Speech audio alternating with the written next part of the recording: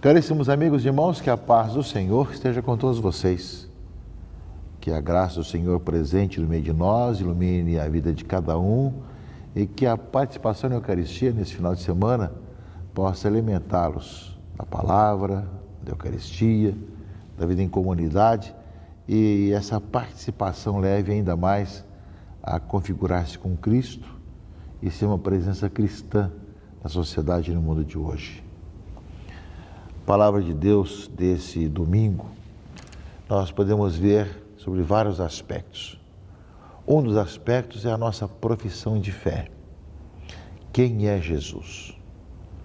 É uma pergunta que todos nós somos chamados a responder na nossa vida. A primeira parte do Evangelho nos fala disso, meus irmãos e irmãs, sobre essa pergunta que é sempre eterna, que existiu no passado, existe no presente, existirá também no futuro. E cada um de nós é chamado a responder, não apenas de ideias aprendidas, mas experiências vividas pelo coração, pela vida de cada um de nós. No Evangelho de Lucas 9, 18 a 24, na primeira parte, Jesus estava rezando num lugar retirado e os discípulos estavam com ele. Então Jesus perguntou-lhes: quem diz o povo que eu sou? E essa questão de conversa, quem é Jesus, não só naquela época, mas também hoje, temos muitas ideias sobre isso. Eles responderam: uns dizem que é João Batista, outros que és Elias, mas outros acham que és algum dos antigos profetas que ressuscitou. Essa questão de falar de Jesus e ter muitas ideias, meus irmãos e irmãs, sempre aconteceu e sempre acontece e acontecerá. Por isso, publicações em revistas, em jornais, reportagens de televisão, livros que se escrevem, saberemos que vão ter sempre muitas opiniões. Quantas heresias já tivemos na história da igreja com relação à pessoa de Jesus, sobre quem é Jesus. Então, são muitas situações em Jesus, o Verbo eterno que se fez carne e morou no meio de nós, é algo inédito e central na história. E vão ter sempre muitas interpretações daquilo que falam, daquilo que dizem. Porém, meus irmãos e irmãs, a pergunta seguinte de Jesus é para nós, mais do que uma questão teológica, de heresia ou não, fala sobre a nossa experiência. Ele diz justamente: e vós, quem dizeis que eu sou? Mas para vocês que estão comigo, quem sou eu? Pergunta-me que cada um de nós é chamado a responder. Nós que caminhamos na igreja, nós como os batizados, quem é Jesus? Como é que nós nos encontramos com Ele? Em nome da igreja, Pedro respondeu: o Cristo de Deus. Por falar o Cristo de Deus, ele está falando justamente o Messias, o Deus conosco, está, em resumo, dizendo a sua profissão de fé e a profissão de fé da igreja. Nós cremos no Messias, no Salvador, que é o Verbo encarnado, que veio morar no meio de nós e é Deus conosco, e que é a nossa vida, e que não tem outro jeito de viver a não ser com Ele, que Ele é o caminho que nos conduz ao Pai, Ele que nos dá o dom do Espírito Santo para que nós compreendamos as coisas do alto e saboreemos as coisas de Deus. Eu creio, meus irmãos e irmãs, que essa pergunta deve estar muito presente no coração de cada um de nós. Quem é Jesus? Quem sou eu para vocês?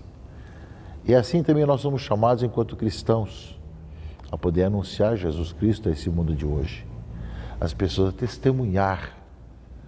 Sabemos da nossa fragilidade, de nossos pecados, nossas dificuldades, mas cabe a nós, meus irmãos e irmãs, fazemos a nossa parte, de podermos testemunhar quem é Jesus e como é que nós o encontramos e como nós o anunciamos.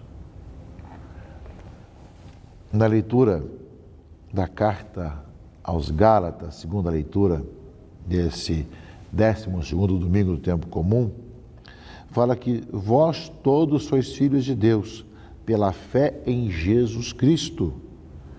Vós todos que fostes batizados em Cristo, vos revestistes de Cristo. E que agora todos vós sois um só em Jesus Cristo. Não há mais judeu ou grego, escravo ou livre, homem ou mulher. Somos herdeiros segundo a promessa.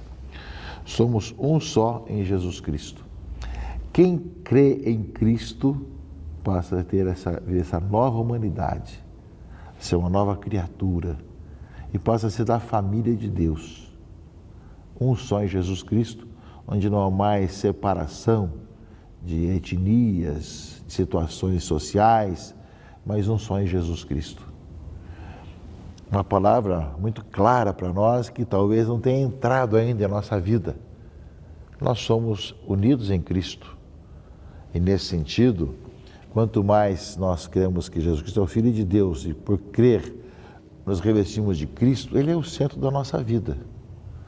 É por Ele que nós caminhamos, vivemos, é a Ele que nós anunciamos. Nós podemos ter ideias diferentes sobre como arrumar esse mundo, ideias diferentes em relação a partidos, a soluções políticas ou sociais, mas nós somos unidos em Jesus Cristo, que faz com que nós sejamos pontes de unidade, de fraternidade, de entendimento entre as pessoas. Portanto, a resposta de quem é Jesus deve nos revestir de Cristo e nos fazer cada vez mais unidos enquanto igreja, enquanto povo de Deus. Nós somos chamados a ver essa comunhão entre nós, naquilo que é essencial enquanto profissão de fé, enquanto crer em Jesus Cristo. E, ao mesmo tempo, nos amar como consequência disso, uns aos outros. Ver essa comunhão uns com os outros. Porém, meus irmãos e irmãs, a palavra de Deus continua, nessa versão de Lucas e nesse domingo também. Jesus vai dizer que Ele veio para dar a vida por nós. A segunda parte do Evangelho fala isso. Jesus acrescentou: o Filho do Homem deve sofrer muito, ser rejeitado pelos anciãos, pelos sumos sacerdotes e autores da lei. Deve ser morto e ressuscitar no terceiro dia. E ainda mais, quem quiser me seguir, renuncie a si mesmo, tome a sua cruz cada dia e siga-me. Pois quem quiser salvar a sua vida vai perdê-la. E quem perder a sua vida por causa de mim, esse a salvará. Ora, meus irmãos e irmãs, o Messias, o Salvador, o Deus conosco, veio para dar a vida por todos nós. E Jesus aqui em Lucas 9 já faz o primeiro anúncio da paixão, que vai dar a vida por todos nós, e diz mais ainda: e quem crê nele deve segui-lo também, tomando a sua cruz a cada dia e dando a sua vida como ele deu também. E quem se entrega da sua vida, esse encontra a verdadeira vida. O testemunho dos cristãos é seguir a Jesus e, ao mesmo tempo, é ver que ele está entregando a sua vida, dando a sua vida, e ao dar a sua vida está encontrando a verdadeira vida.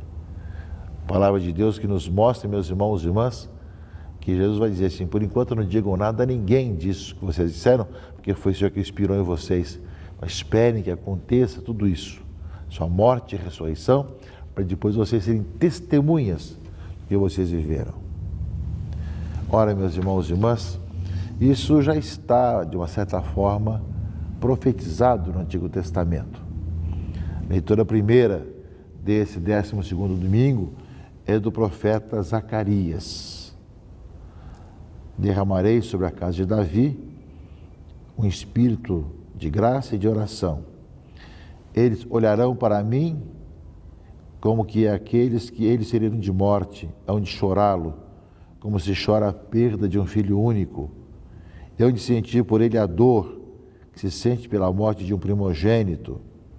Naquele dia haverá um grande pranto em Jerusalém, como foi em Adadremon, no campo de Magedo. Naquele dia haverá uma fonte acessível à casa de Davi e aos habitantes de Jerusalém para ablução e purificação. Chorarão como se chora a morte de um primogênito. Ora, meus irmãos e irmãs, já encontramos no Antigo Testamento esse anúncio de que realmente o servo de Javé, o servo sofredor, ia dar a vida por todos nós. E é isso que Jesus coloca na segunda parte do Evangelho, que ele vai dar a sua vida por todos nós. Já esse primeiro anúncio da paixão, logo no início do Evangelho de Lucas, capítulo 9, lembrando um pouco que é aquela que nós já sabemos, vida que é entregue na verdade, na sua morte ele vence a morte e vence o pecado. E lembra ainda muito mais, quem crê nele e o segue, também é chamado a dar a vida, né, como ele nos mostra.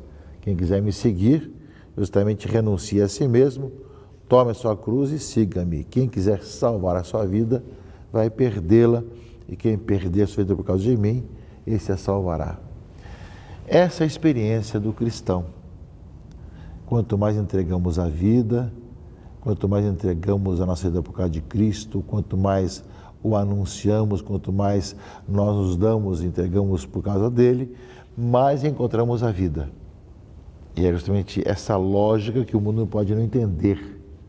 Isso acontece mesmo com aqueles que estão caminhando na igreja, que se consagram a Deus. O mundo acha que viver é você gozar a vida da sua forma, e aqueles que buscam o Senhor, que procuram viver uma vida de acordo com o Evangelho, estão estragando a vida, estão estragando aquilo que tem, porque não vivem como o mundo vive. Pelo contrário, quem está vivendo, entregando a vida pelo Senhor, seguindo no caminho da cruz também, esse encontra a verdadeira vida. É uma lógica diferente. Portanto, meus irmãos e irmãs, nesse tempo que nós vemos o ano da misericórdia, nesse tempo que nós queremos ver cada vez mais, ver os sinais do Senhor em nossa vida, peçamos de coração sincero para que nós, crendo em Jesus Cristo, nós o sigamos de coração aberto, generosamente, disponíveis para fazer em nossa vida a vontade do Pai que está nos céus, que é termos a vida em plenitude.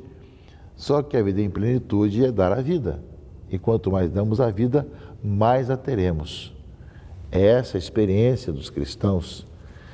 É isso que Cristo nos anuncia também para nós, meus irmãos e irmãs, a tal ponto que quando ele fala isso, Pedro se escandaliza e diz que não vai te acontecer isso. Ele fala, isso é pensar como os homens e não como Deus. Nós sabemos que a vida entregue, vivendo no Evangelho, esse tem a verdadeira vida. A vida que é de acordo com o plano de Deus, conforme Deus nos criou, para viver de acordo com o Evangelho, com a palavra do Senhor. Portanto, meus irmãos e irmãs, nesse domingo, participe da Eucaristia na sua comunidade, escute a palavra de Deus de coração aberto e deixe com que a palavra lhe fale ao coração. E procure sempre se alimentar dessa palavra que ilumina os caminhos.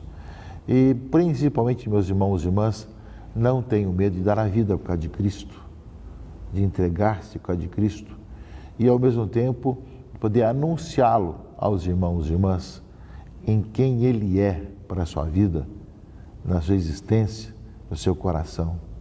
Quem sou eu para vocês? Fala o Evangelho. Ao mesmo tempo sabendo, vamos ter muitas opiniões, muitas ideias que meios de comunicação, que a imprensa, que as pessoas vão dizer, mesmo grupos, né, seitas, etc., vão sempre colocando mil ideias. Mas nós queremos ver de acordo com aquilo que a palavra de Deus, que nos vem pela tradição da Igreja Católica, vai nos colocando e testemunhando como vale a pena caminhar no Senhor. Que Deus abençoe, proteja e guarde a todos vocês, em nome do Pai, e do Filho e do Espírito Santo. Amém.